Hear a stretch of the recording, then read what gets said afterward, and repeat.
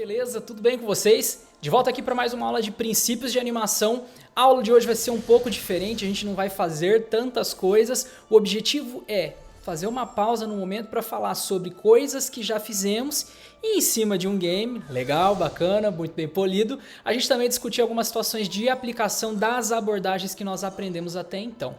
Resumidamente, nós trabalhamos nesse percurso todo, né? Já lá no princípio, com os princípios de animação, por isso esse nome inclusive, né?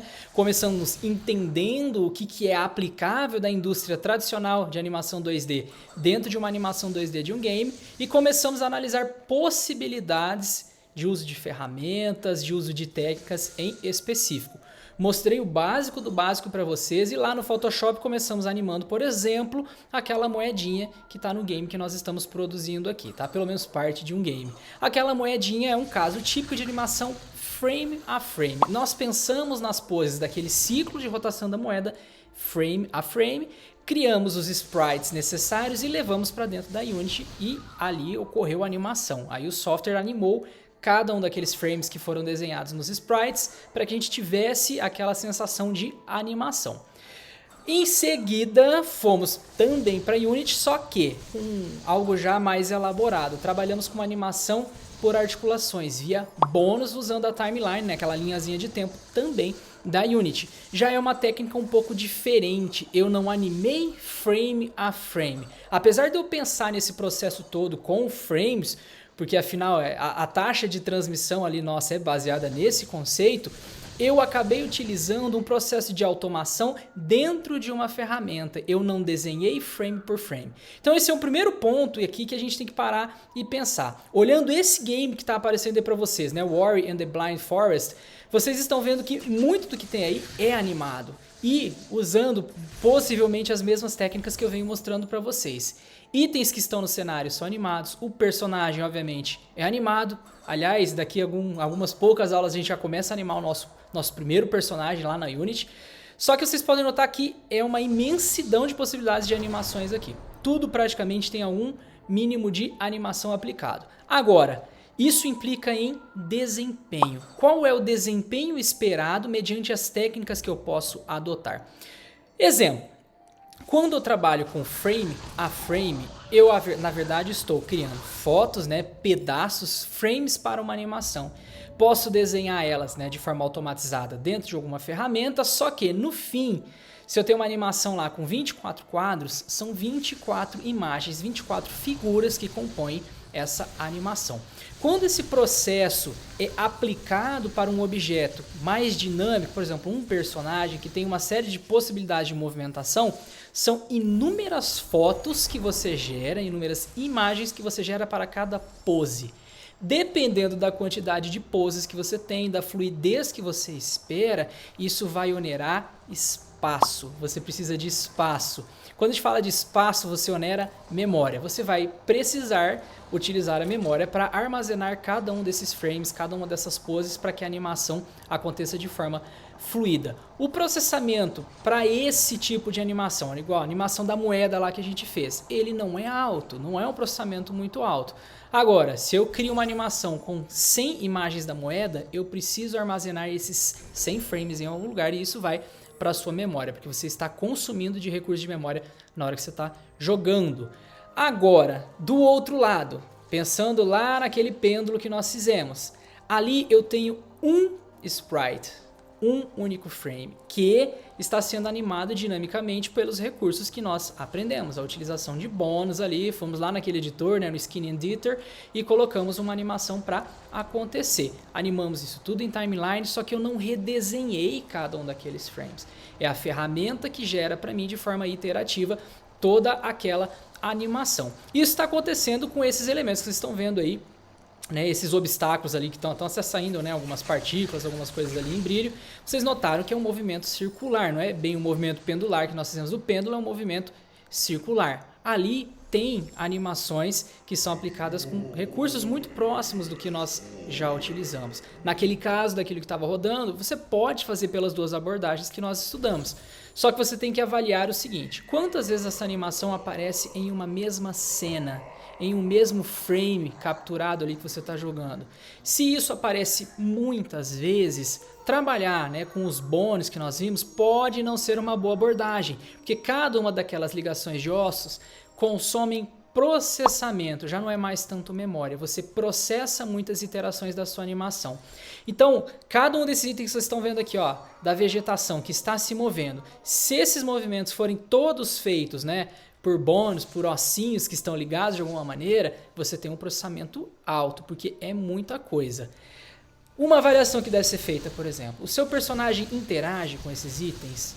Há alguma colisão que tem que ser detectada? Alguma ação inerente a essas colisões com esses itens no cenário? Se não há essa necessidade, talvez a melhor abordagem seja: vai no Photoshop, cria os sprites, anima por lá, por mais que tenha que ser fluido num jogo como esse, né, do Ori, beleza, faz com mais quadros. A moedinha a gente fez com 6, com 8 quadros para testar. Se você quer fluidez, aumente a quantidade de quadros que você pretende utilizar para sua animação. Chegou na fluidez, traga lá para Unity, gere a animação usando os seus sprites que foram feitos no Photoshop ou em alguma outra ferramenta e você passa a utilizar memória, tá?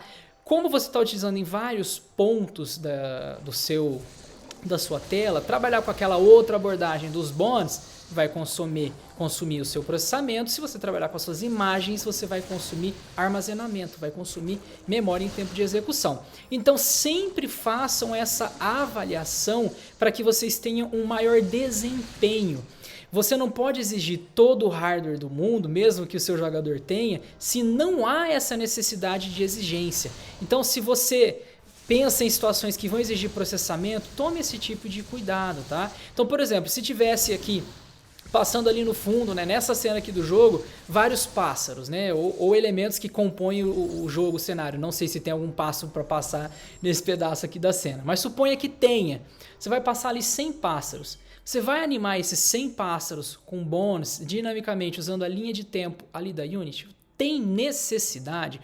Não há interação do seu personagem com o pássaro, é um elemento que provavelmente está desfocado porque está bem no fundo da cena, então não há necessidade de se consumir processamento no seu game para algo que é mais decorativo, que não faz tanto sentido. Então, aqui uma abordagem frame a frame funcionaria melhor, são 100 ocorrências das mesmas imagens. Então eu só carrego isso uma vez na memória, esses sprites, e eu replico as suas aparições ao longo do tempo por meio da animação, só que utilizando um mesmo sprite. Isso, obviamente, traz muito mais dinamismo e utilização de forma correta dos recursos que você tem à sua disposição. Não é porque tem recursos que tem que usar, tá? A gente tem que tomar muito cuidado. Então, sempre avaliem essas situações. O que eu já posso adiantar nisso que vocês estão vendo aqui no Ori? O personagem, ele tem uma série de poses de animação, é extremamente dinâmico, é o foco, tem que ser muito dinâmico, né, em termos de fluidez. Então aqui você sim vai ter que ter uma estrutura de ossos, bônus para fazer todo esse processo de animação. Não vejo aqui a possibilidade não de você trabalhar com outra abordagem. Já os demais itens de cenário que tem algum tipo de movimento, seja no background ou no foreground, né, esses itens que estão mais à frente ou os que estão mais atrás, eu faria eles todos aí frame a frame, obviamente de forma bem fluida, né, para que você tenha essa qualidade visual aumentada. Mas a síntese é essa, avalie, tá? Se você tem dinamismo e você tem uma série de poses pensadas para um item, vai lá animar com os ossos. Eu tô falando obviamente dessas duas abordagens, existem outras possibilidades, mas eu tô falando das duas principais. Se você tem animações que são mais estáticas ou que tem uma ocorrência muito grande e pouca interação, como o caso dos pássaros que eu citei para vocês, frame a frame. Vai no teu Photoshop ou na ferramenta que você tiver à disposição, desenhe os seus frames para que você tenha esse tipo de resultado. Aqui nesse game isso é feito com muita maestria, né? É um baita de um game. Quem já jogou, já teve oportunidade ou assistiu um gameplay sabe que é uma obra-prima, né, em termos visuais. É muito bem desenhado, muito bem animado. Um jogo que tem muita interação, é muito bacana. Sugiro que vocês baixem aí para que vocês possam conhecer, né? É legal vocês conhecerem coisas como essa, a gente está trabalhando aqui, né, com cenários 2D, trabalhando com essas animações no âmbito de plataforma. Então é legal vocês conhecerem o que tem de bacana no mercado para que vocês entendam e conheçam quais são as possibilidades de trabalho. Aqui tem possibilidade pra caramba, os shaders são muito bem trabalhados, tem muita coisa legal aqui para se abordar. Não dá para abordar tudo isso aqui no nosso curso, mas eu vou tentar abordar o que é essencial para você que está começando. Afinal, são os princípios de animação aqui que a gente quer trabalhar, tá bom? Então, lembre-se, façam sempre avaliação pensando em desempenho. Nas próximas aulas eu vou mostrar um passo além do passo que fizemos lá com os bônus, trabalhando com cinemática inversa. Aí vocês vão ver que esse procedimento de uma animação mais dinâmica vai se tornar muito mais legal do que vocês já viram até aqui, beleza? Então é isso, foi uma microanálise aqui, não do game, mas sim para que vocês vissem elementos animados e que eu tivesse um embasamento para mostrar para vocês possibilidades. Então tudo que vocês estão vendo aí na tela que tem animação, possivelmente passou por essa análise de desempenho. O que vale a pena ser animado frame a frame e o que vale a pena ser animado por bônus, por ossos e articulações, beleza? É isso por essa aula de hoje. Na nossa próxima aula a gente volta para Unity para trabalhar com mais uma animação, ainda a animação do pêndulo, só que feita de forma muito mais prática e interativa, beleza? Então é isso, um abraço para todos vocês, bons estudos e até a nossa próxima aula. Tchau, tchau!